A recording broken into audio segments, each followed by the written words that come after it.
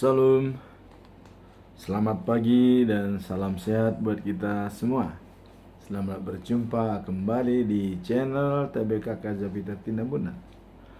Khotbah pada minggu ini di hari yang ke-145, tanggal 25 Mei tahun 2025. Diambil dari kitab Yeremia pasal 29 ayat yang ke-7 sampai dengan 14. Demikian bunyinya. Usahakanlah kesejahteraan kota kemana kamu aku buang, dan berdoalah untuk kota itu kepada Tuhan, sebab kesejahteraannya adalah kesejahteraanmu. Sungguh beginilah firman Tuhan semesta alam, Allah Israel, janganlah kamu diperdayakan oleh nabi-nabimu yang ada di tengah-tengahmu, dan oleh juru-juru tenungmu, dan janganlah kamu dengarkan mimpi-mimpi yang mereka mimpikan, sebab mereka bernubuat palsu kepadamu. Demi namaku, aku tidak mengutus mereka. Demikianlah firman Tuhan. Sebab beginilah firman Tuhan, apabila telah genap 70 tahun bagi Babel, barulah aku memperhatikan kamu. Aku akan menepati janjiku itu kepadamu dengan mengembalikan kamu ke tempat ini. Sebab aku ini mengetahui rancangan-rancangan apa yang ada padaku mengenai kamu.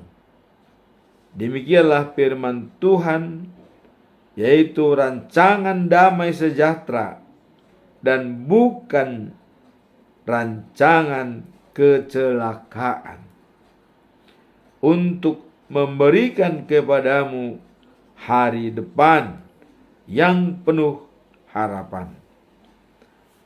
Dan apabila kamu berseru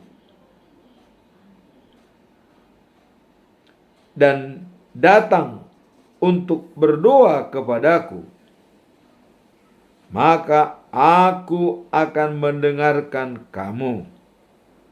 Apabila kamu mencari aku, kamu akan menemukan aku. Apabila kamu menanyakan aku dengan segenap hati, aku akan memberi kamu menemukan aku. Demikianlah firman Tuhan. Dan aku akan memulihkan keadaanmu dan akan mengumpulkan kamu dari antara segala bangsa dan dari segala tempat kemana kamu telah kucerai beraikan. Demikianlah firman Tuhan, dan aku akan mengembalikan kamu ke tempat yang dari mana aku telah membuang kamu. Demikianlah firman Tuhan pada hari ini. Dan kita mencoba melihat firman Tuhan pada hari ini atau khotbah minggu ini, yaitu Nabi Yeremia menyampaikan pesan Tuhan kepada bangsa Israel bahwa Tuhan Allah selalu mengingat walaupun bangsa Israel dalam kesulitan seperti di pembuangan Babel, namun Allah tidak pernah meninggalkan Israel. Dan pada perikop ini bahwa Tuhan akan mengembalikan bangsa Israel setelah genap 70 tahun berada di Babel. Mengapa? Setelah 70 tahun. Itulah rahasia Allah di balik pembuangan dan akan mengembalikan setelah 70 tahun. Pada umur manusia, inilah umur yang sudah menjadi manusia panjang umur. Sekarang mari kita lihat dari khotbah ini, yaitu apa latar belakang daripada khotbah ini yang tertulis dalam Yeremia pasal 29 ayat 7 sampai dengan 14. Ayat ini mengandung pesan mengenai harapan dan rencana Allah bagi umatnya. Jadi ada harapan dan ada rencana dari Allah. Harapan adalah Israel menginginkan pembebasan dari Tuhan Allah. Dan rancangan atau rencana Allah yang sudah dinyatakan setelah 70 tahun. Dia atau Allah akan mengembalikan bangsa Israel ke tempat semula dari mana dia dibuang, yaitu dari Yerusalem dan Yehuda. Khusus dalam konteks pengasingan di Babel setelah genap 70 tahun. Jadi setelah 70 tahun Allah akan mengembalikan bangsa Israel dari tempat pembuangan Babel. Pasal ini mengajak kita. Apa yang mau kita lihat dari pasal ini? Ya. Untuk memandang dengan optimis terhadap masa depan, walaupun dalam keadaan sulit. Jadi adanya suatu harapan dan pandangan masa depan yang lebih baik, walaupun dalam situasi yang sulit. Artinya, bagaimanapun kesulitan yang kita hadapi, ada solusi dan ada harapan untuk menjadi lebih baik. Seperti dalam ayat 11 dikatakan, Tuhan mengatakan rencananya yang penuh harapan untuk masa depan umatnya. Jadi ada rencana yang penuh harapan untuk masa depan umatnya. Bahwa meski berada dalam situasi yang tidak menguntungkan, Allah tidak pernah meninggalkan mereka. Jadi di saat-saat bangsa Israel keberadaannya tidak menguntungkan seperti di pembuangan, Allah tidak pernah meninggalkan mereka. Inilah merupakan kasih Allah yang sangat baik kepada umatnya, tidak akan melupakan mereka. Kemudian dalam ayat 12 sampai dengan 14 dikatakan, Allah mengatakan bahwa jika mereka mencarinya dengan segenap hati.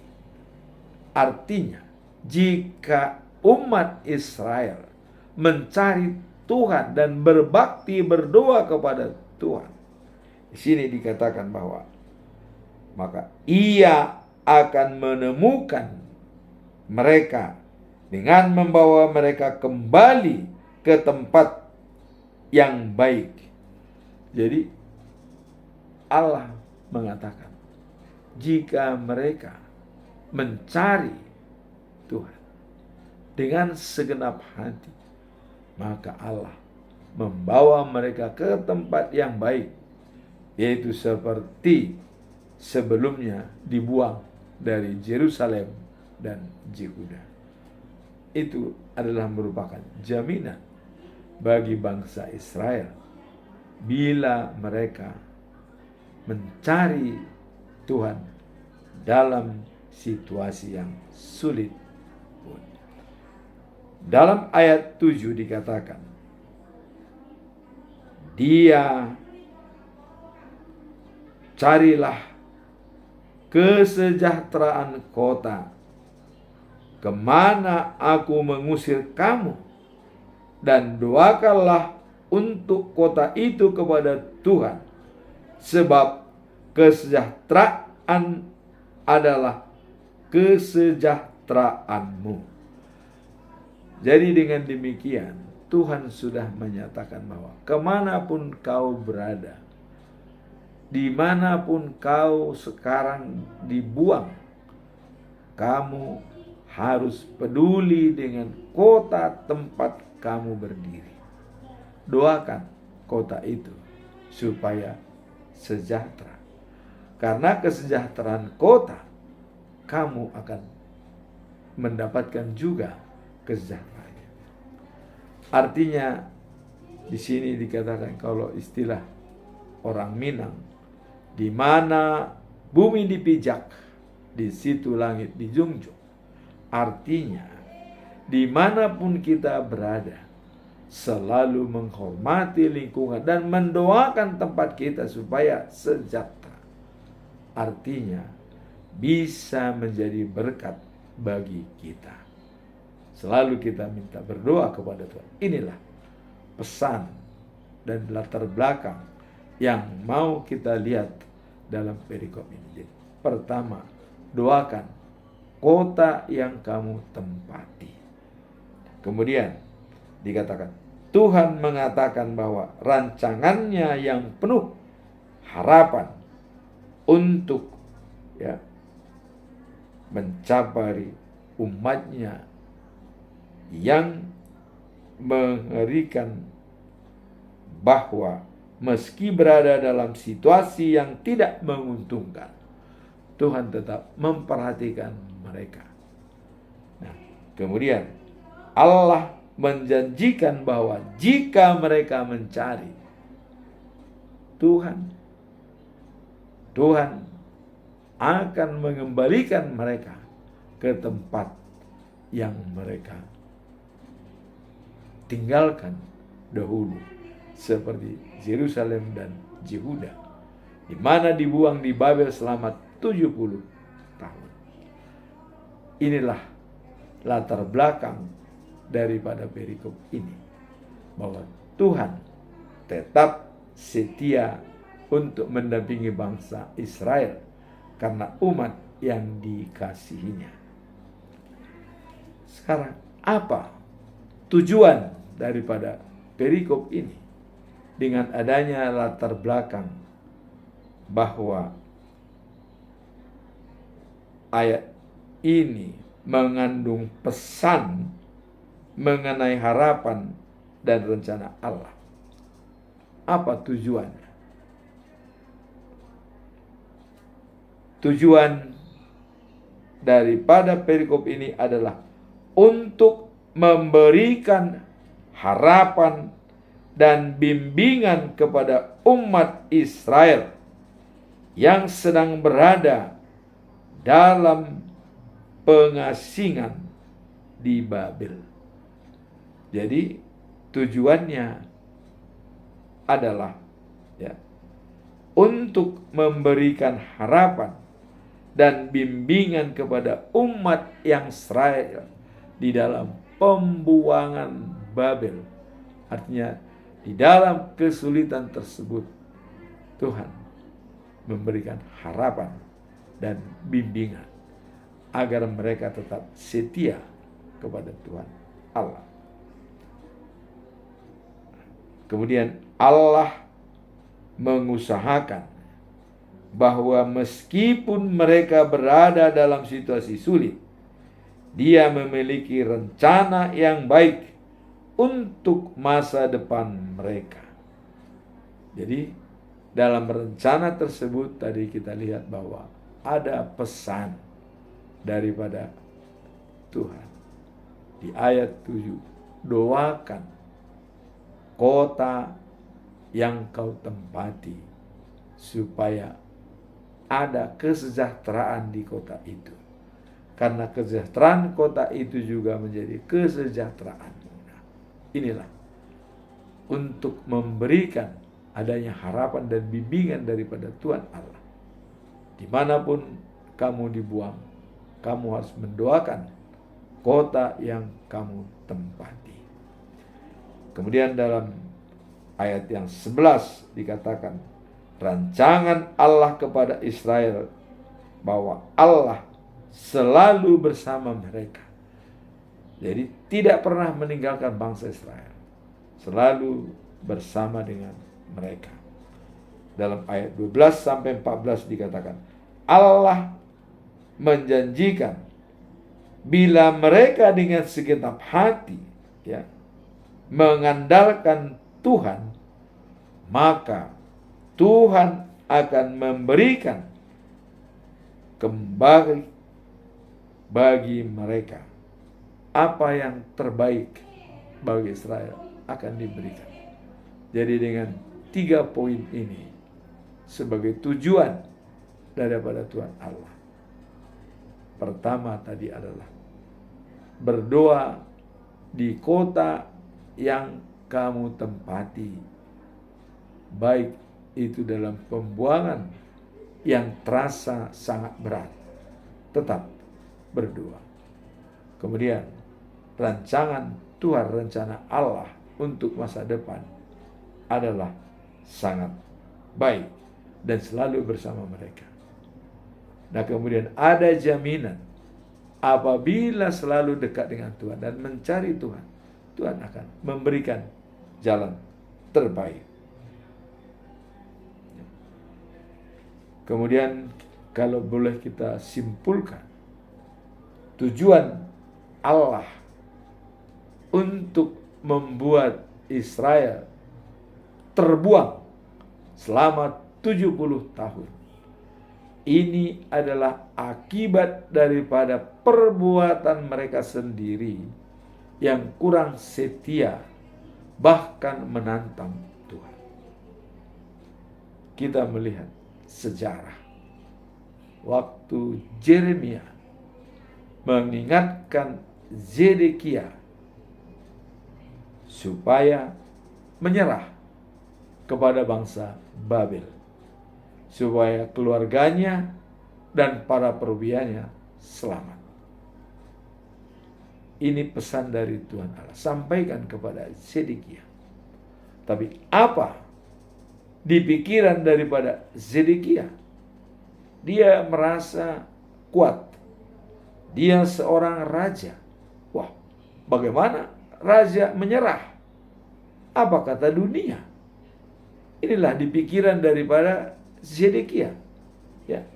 Di pikirannya kalau dia menyerah, apa kata orang-orang yang dibuang ke Babel atau yang pergi ke Babel, ya, termasuk orang yang memang menentang raja dan atau orang yang memang membelot ke Babel. nanti Nabi Zedekia merasa, wah, apa kata orang-orang itu nanti? Saya bisa dipecundangi sama orang-orang. Walaupun begitu pikiran Zedekia, Tuhan Allah menyampaikan kepada Zedekia, katakan kepada Zedekia, kata Allah kepada Yeremia, itu tidak akan terjadi. Kamu harus menyerah supaya keluargamu selamat dan perwiramu. Apa yang terjadi? Wah, pembicaraan itu adalah empat mata antara Zedekia dengan Yeremia. Zedekia mengatakan, tidak mungkin itu terjadi. Apa yang kau katakan itu mustahil. Akhirnya, ya oke, Zedekia pun disuruh pergi, kau keluar. Jangan bicarakan apa yang kita bicarakan ini kepada pengawal-pengawalku. Yeremia keluar dan tidak disampaikan. Bahkan Yeremia itu dituduh ya bisa sebagai provokator, dan dia bahkan ditahan, tidak diberikan kebebasan kepada Yeremia. Sekarang apa yang terjadi? Waktu bangsa Babel datang menyerang Zedekia di Yerusalem dan Yehuda, dan dia dikejar. Zedekia lari pada malam hari bersama perwiranya dan juga anak-anaknya dan pergi ke Rama, tapi tetap dikejar oleh bangsa Kasdim daripada bangsa Babel. Dikejar. Akhirnya ditangkaplah ditangkaplah Zedekia dan juga anak-anaknya dan juga perwiranya, dibawa ke Nebukadnezar. Bagaimana? Apa yang terjadi? Karena mereka melanggar pesan Tuhan, yang terjadi adalah kematian daripada anak-anaknya. Semua anaknya dipenggal di depan matanya di Babel. Dipenggal, dibunuh semua di depan matanya. Coba, anak-anaknya, keluarganya. Para perwiranya pun mendapat perlakuan yang sama, dibunuh semuanya. Dibunuh. Dan Zedekia matanya dibutakan dan kakinya dirantai dengan rantai tembaga, tangannya dirantai, dimasukkan dalam penjara. Inilah akibat pembangkangan dari bangsa Israel, sehingga mereka dibuang di Babel selama 70 tahun. Namun Allah tetap merasa kasihan kepada umatnya, karena Israel adalah umat pilihannya. Tentu tidak akan dibinasakan, tetapi memang diuji selama 70 tahun supaya mereka sadar sesadar-sadarnya. Dan juga selama 40 tahun dari Mesir ke tanah Kanan, itu pun merupakan bimbingan dari Allah supaya mereka juga tetap setia. Nah, dalam ayat hari ini, khotbah minggu ini, dan kita lihat bahwa Allah menginstruksikan kepada bangsa Israel, walaupun Anda di pembuangan, tetap rendah hati dengan syarat, doakan tempat kamu berada, karena kesejahteraan kota itu ada termasuk kesejahteraan. Inilah yang merupakan pegangan bangsa Israel, diberikan oleh Allah jaminan kepada mereka. Jangan lupa berdoa di dalam kota. Artinya tetap kamu komunikasi dengan saya, dengan Tuhan Allah, supaya kamu bisa diberikan kesejahteraan. Inilah peringatan yang diberi oleh Tuhan Allah. Nah, kemudian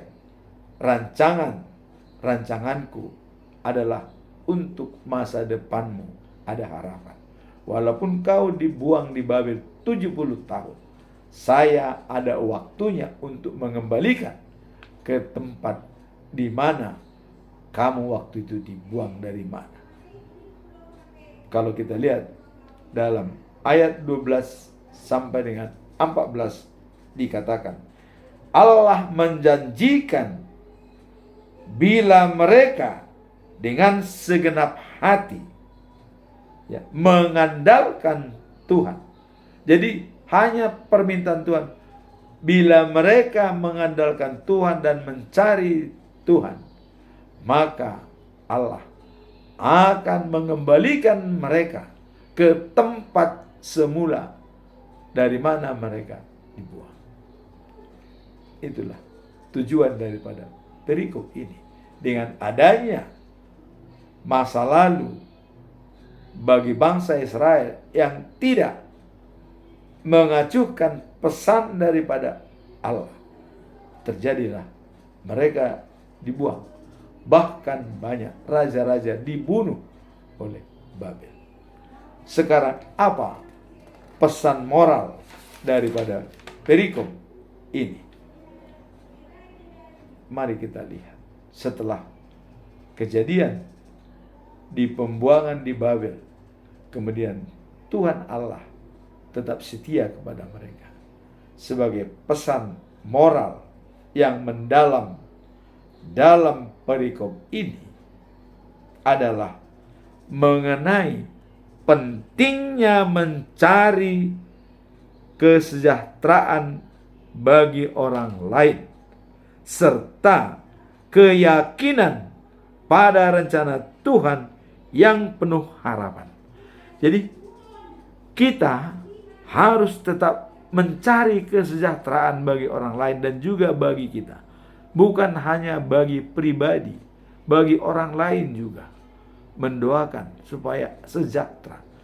Dan juga ada keyakinan tentang rencana Tuhan untuk memperbaiki situasi. Meskipun umat Israel berada dalam pengasingan dan menghadapi tantangan. Jadi walaupun menghadapi tantangan dan berada di pengasingan, jangan lupa berkomunikasi dengan Tuhan. Mungkin ini merupakan cambuk bagi kita. Kita yang ada sekarang di mana tempat kita berada. Seperti kita, orang Batak, merantau dari tanah Batak di Sumatera Utara dan berada di Jawa. Itulah yang harus kita doakan di tempat kita berada dan kita adakan hubungan baik dengan lingkungan. Jangan kita musuhi di tempat kita berada. Selalu komunikasi dengan Tuhan. Inilah.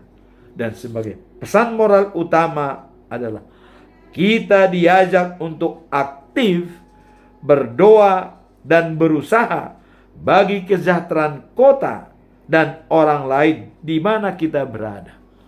Inilah pesan moral yang mendalam dalam ayat ini, khotbah pada hari ini.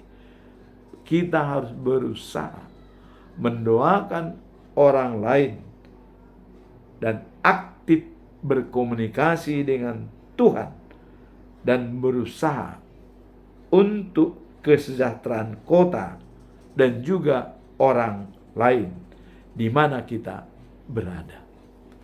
Itulah pesan moral yang utama dalam untuk selalu ingat kepada Tuhan. Kemudian apa implementasi daripada ayat ini, khotbah hari ini? Apa implementasinya? Penerapannya bagi kita apa? Tindakan konkret dalam mencari kesejahteraan bukan hanya bagi diri sendiri, tetapi juga bagi lingkungan sekitar.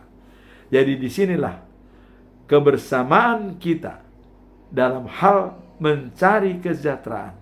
Jangan hanya kepada diri sendiri, juga kepada orang lain dan di sekitar kita. Tindakan kita berkomunikasi dengan Tuhan Allah. Bukan hanya untuk pribadi, tapi juga untuk kemaslahatan umat. Itulah implementasi daripada ayat ini.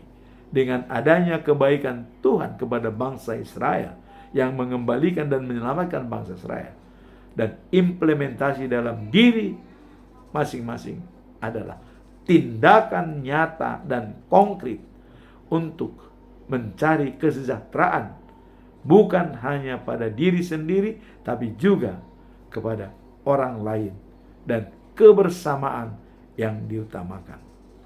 Itulah yang dikatakan mewujudkan sinergi. Dalam konteks ini, umat diajak untuk memahami bahwa setiap usaha untuk memperbaiki keadaan di sekitar kita, terutama dalam situasi sulit, adalah bagian dari kehendak Tuhan. Jadi ada kehendak Tuhan bagi kita, walaupun kita dalam situasi sulit, bagaimanapun keadaan kita harus selalu tetap mendoakan dan berdoa kepada Tuhan, dan selalu ingin memperbaiki keadaan, bukan merusak, tapi memperbaiki keadaan. Dalam istilah transformasi manusia, kalau kita tidak bisa membantu orang lain, minimum tidak menyusahkannya. Ini sangat berlaku. Nah, di sini kita diajak untuk berdoa, berkomunikasi dengan Tuhan untuk kesejahteraan semuanya, diri sendiri dan juga sebagai saudara seiman di dalam satu kota. Itulah implementasi daripada perikop ini. Kemudian ada pesan kepada setiap individu dalam mendukung, ya, dan mewujudkan sinergi dan merayakan perbedaan, perkuat toleransi dalam kehidupan sehari-hari. Apa perwujudan daripada toleransi dalam situasi?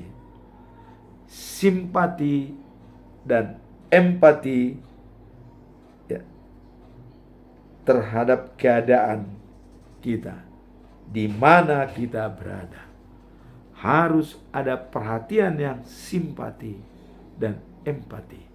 Simpati adalah kita memikirkan orang lain. Dan setelah kita memikirkan di dalam kota kita atau sama kita, maka kita juga merasakan apa yang dirasakan oleh orang lain. Itulah pesan utama dalam perikop ini. Kita harus sadar sesadar-sadarnya siapa kita di hadapan Tuhan, siapa kita di hadapan keluarga, manusia, alam semesta. Dan itulah makna daripada perikop hari ini, khotbah hari ini, untuk selalu peduli dan mengerti apa rencana dan rancangan Tuhan di dalam hidup kita. Adalah rancangan masa depan yang lebih baik bila kita mencarinya dan selalu memohon kepada Tuhan.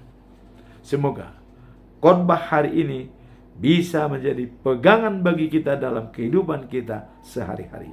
Selalu hidup toleransi dengan sesama, simpati dan empati kepada semua masyarakat lingkungan kita. Amin. Tuhan memberkati kita.